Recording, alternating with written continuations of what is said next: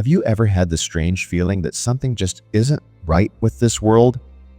Like you're living inside a beautifully decorated prison with no idea who built it or why. You go to work. You follow the rules. You chase dreams that never quite satisfy. But deep down, you feel it a tug at your soul, like you're being watched, played, controlled. Well, what if I told you you are? And the ones pulling the strings? They're not human.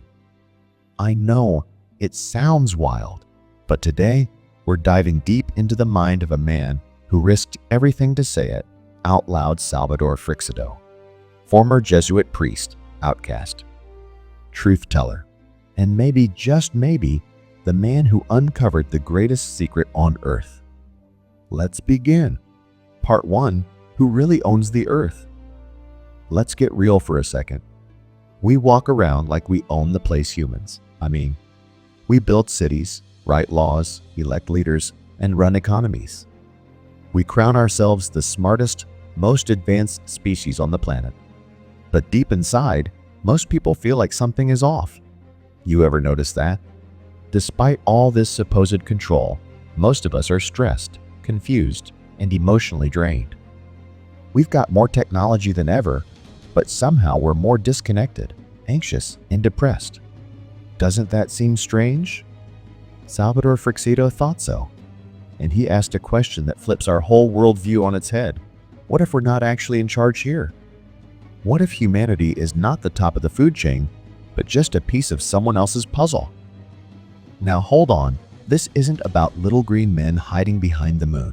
Freixedo wasn't talking about sci-fi aliens. He was talking about real, intelligent forces, beings that have influenced our history, religions, and minds for thousands of years. He called them the invisible owners of Earth. Not because they own land or businesses, but because they influence the very way we think, feel, and act without us ever realizing it. How? Through fear. Through chaos.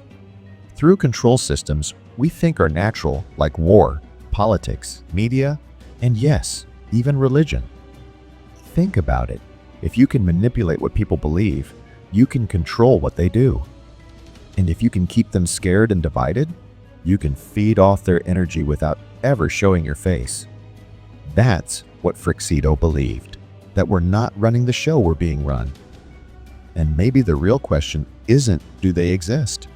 It's, why haven't we noticed until now? Because when something owns you, it makes sure you never realize it. Part 2: The priest who broke the code. Let's talk about Salvador Freixedo, the man behind this mind-shattering theory.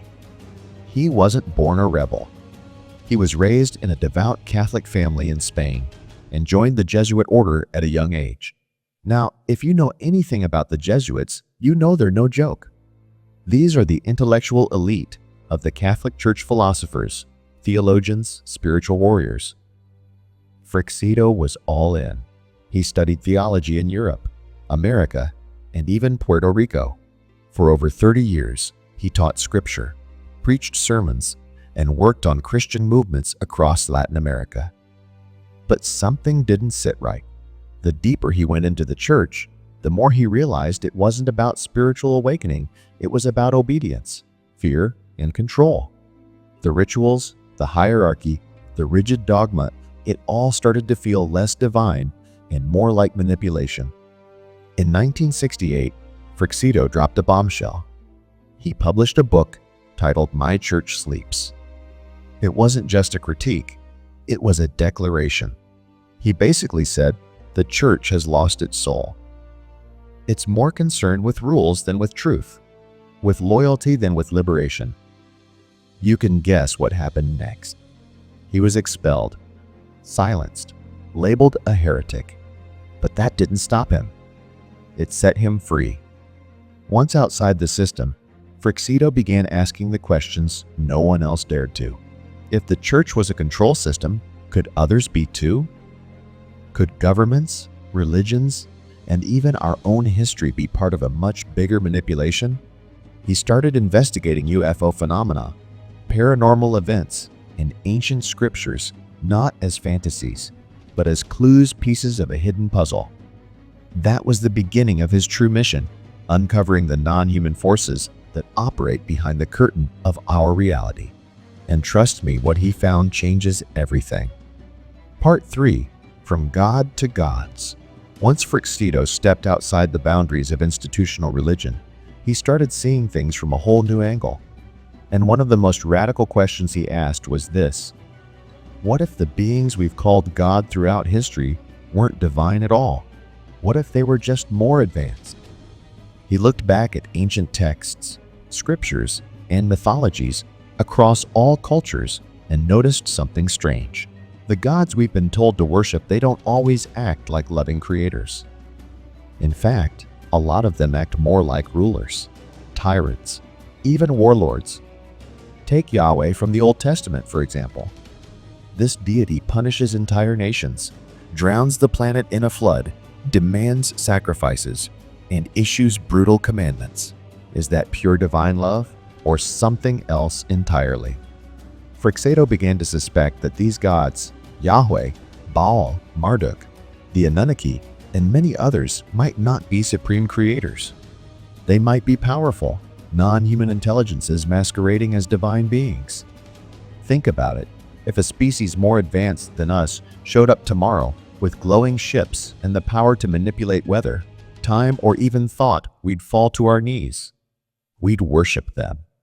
We'd build temples and write stories about their glory. Now imagine that happened thousands of years ago. Freixedo's theory flips the entire theological pyramid upside down. He didn't say God doesn't exist. He believed in a divine source beyond form and ego. But he warned us, many of the beings humans have worshipped as gods might not be interested in our enlightenment at all. They might just want control, loyalty, energy. And over time, they figured out how to get it through fear, ritual, obedience, and systems that keep us small. From God to gods. From spirit to spectacle. And most of us never questioned it. Part 4. Human beings or human livestock? Now here comes the part that really rattles the cage. Freixedo didn't just suggest that non-human entities posed as gods. He went even further. He believed that human beings aren't just controlled, we're harvested. Harvested, like crops, or livestock, not for our bodies, but for something far more subtle, our emotional energy. Let that sink in. You see, according to Freixedo, every time we feel intense fear, hatred, sorrow, despair, we emit a kind of energetic vibration, a frequency. And some entities feed on that frequency like it's a gourmet meal. He called Earth a human farm, a place not designed for us to thrive spiritually, but to generate emotional energy, especially the low vibrational kind. Think fear, grief, rage, guilt, shame. Look around. Our world is practically engineered to keep us in these states. News headlines are a non-stop reel of fear. Entertainment is drenched in violence and trauma. Social media fuels anxiety and comparison. The school system trains obedience. Jobs strip purpose. Politics divide. Religion shames. Wars never end. It's not just bad luck. It's a system. A system where your suffering isn't a bug, it's a feature. Because the more we suffer, the more they feed. The more chaotic our inner world, the more energy we release. Freixedo compared us to batteries.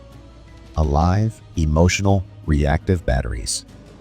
And just like cattle in a pen don't see the farmer beyond the fence, we rarely question what or who is beyond the limits of our perception. But once you start asking, the patterns become painfully clear. So maybe the question isn't, are we being fed upon? Maybe the real question is, how do we unplug? And that answer starts with awareness. Part 5. Same gods, different names. History is full of gods. Big ones, small ones, benevolent creators, vengeful destroyers. But dig deeper, and you start seeing something weird. They all sound kinda similar. across continents, languages, and millennia. Ancient cultures spoke of powerful beings who came from the sky, sometimes in fire, sunlight, hantai. They taught forbidden knowledge, demanded loyalty, punished disobedience. They ruled through fear and awe. The Sumerians had the Anunnaki giants from the stars who supposedly engineered humanity to serve them. The Bible speaks of the Nephilim and the Watchers angels who came down, bred with women, and taught men dark arts. The Book of Enoch tells of divine beings cast down for corrupting humankind. The Greeks had the Olympians. The Aztecs had Quetzalcoatl. The Hindus had Devas and Asuras. And on and on. Freixedo began connecting the dots. What if these weren't separate myths, but the same reality told through different cultural filters? He suggested that these beings never really left. They just rebranded. Today, we don't see gods descending in chariots of fire. We see glowing UFOs, mysterious craft in the sky, shadowy figures in bedrooms at 3A. M. Abduction stories, alien encounters, crop circles. Freixedo said, they've always been here. They just evolve with our imagination. 1,000 years ago, we saw angels. Now, we see greys and reptilians. But the tactics, still the same. Manipulate, observe, extract. And if that's true, then religion and modern UFO encounters aren't opposites. They're chapters in the same book. The real story isn't about gods or aliens. It's about the hidden puppeteers who've been playing humanity like a grand piano, changing the melody for each generation while always feeding off the emotional music we create. Same gods, different names. Same game. Part 6. Modern Control, Ancient Blueprint. Fast forward to today. You live in a modern world with smartphones, AI electric cars, and space missions. But underneath the surface, Freixedo argued, the same ancient control system still exists. It's just gotten more sophisticated. Let's be honest, modern life feels like a never-ending performance. You're always on, always reacting, always scrolling. And what does that lead to? Mental fatigue, emotional burnout, chronic stress, confusion, numbness. Now think about it. What better way to control people than to keep them overwhelmed, distracted, and exhausted? Freixedo believed this wasn't a coincidence. It's by design. He claimed that our systems, education, government, media, religion, and even corporate structures are all variations of an ancient blueprint. One that was originally seeded by non-human intelligences who taught early humans how to worship, sacrifice, obey, and stay afraid. Why? Because fear is the most efficient form of control. If you're scared, you don't question. You obey. You turn against others. You beg for protection, even from the very system hurting you. Freixedo even went as far as suggesting that certain elite groups' governments, religious leaders, secret societies may have made conscious agreements with these invisible forces, trading influence and technology for silence and submission. Sound extreme? Maybe. But how else do you explain the eerie consistency of suffering throughout history? The wars that never stop. The power always consolidated at the top. The good people crushed. The corrupt elevated. It's not just human greed. It's something more primal, something older, something invisible. And if we keep treating the symptoms while ignoring the disease, we'll never heal. Freixedo didn't claim to have all the answers. But he knew one thing for sure. The blueprint of control may be ancient, but the power to break it lies in the present. Part 7. You are not powerless. Let's take a breath. Because after all this talk of manipulation, hidden entities, and emotional farming, you might be thinking, well, damn, what can I even do about it? Here's the good news. You are not powerless. In fact, Freixedo believed that the greatest threat to these invisible owners is you. Yes, you. Not when you're distracted, afraid, or divided, but when you're present, aware, awake. You see, the system only works when you're unconscious. When you're running on autopilot. When your life becomes a loop, wake up, consume, stress out, sleep, repeat. But the moment you pause and observe, something shifts. It's like shining a flashlight in a dark room. The monsters that seemed so huge suddenly look like shadows. Freixedo insisted that the human mind is the ultimate battlefield, and our emotions, the ultimate fuel. If we stay in fear, guilt, shame, and rage, we play their game. We leak our energy into their hands. But here's the secret: energy is a choice. When you choose gratitude, love, peace, and compassion, you flip the script. You starve the system. You stop radiating low vibrations and start broadcasting something higher, something untouchable. This isn't spiritual fluff. This is energetic science. Your thoughts create emotions. Your emotions create frequency. And your frequency attracts experiences. It's like tuning a radio. If you don't like what's playing, change the station.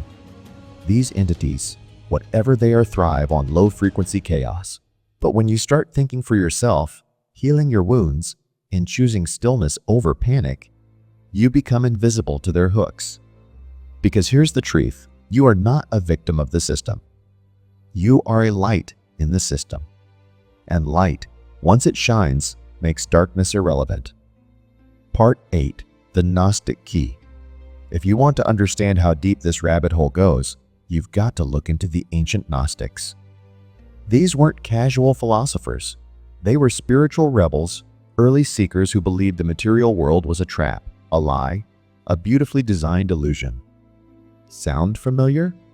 Gnostics believed that the world we live in wasn't created by the true, infinite source, but by a lesser false god called the demiurge. This entity, arrogant and blind, thought itself to be the highest power. And with it came the Archons, non-human beings that feed on human ignorance, fear, and emotional chaos. They didn't hate us. They just used us. The Gnostics taught that human souls carry within them a divine spark, a fragment of the true God, the real source, buried deep beneath layers of programming, trauma, and illusion. That's the part the Archons can't touch. That's what they fear. And that's why knowledge gnosis is so dangerous to them. But it's not about memorizing facts or decoding scriptures. Gnosis is internal. It's the moment when you really remember who you are. When something clicks and you see past the veil. When the world stops being a maze and starts making sense. And once that happens, you're no longer a battery for their system. You become a disruptor. Freixedo resonated with this. He didn't just study religion, he studied the systems behind it. He believed that many modern faiths were built not to elevate, but to pacify, to twist the truth and distract seekers from their inner spark. Because if enough people realize they hold a divine seed within them, the whole illusion would collapse. And that's what Gnosis does. It doesn't just teach you truth, it frees you from the prison you didn't even know you were in. Maybe Salvador Freixedo was wrong. Maybe this is all just myth and metaphor. But what if he was right? What if the real battle isn't outside but within? You've always felt it, haven't you? That whisper inside, that sense that something more is going on. Now you know why. This isn't the end. This is the beginning. Because the moment you start seeing clearly, the spell begins to break. And once you awaken, nothing can ever control you again. If this video opens something inside you, share it with someone who's ready to see. Like, subscribe, and most importantly, question everything. Because the truth, it was never out there. It's always been inside you. See you in the next one.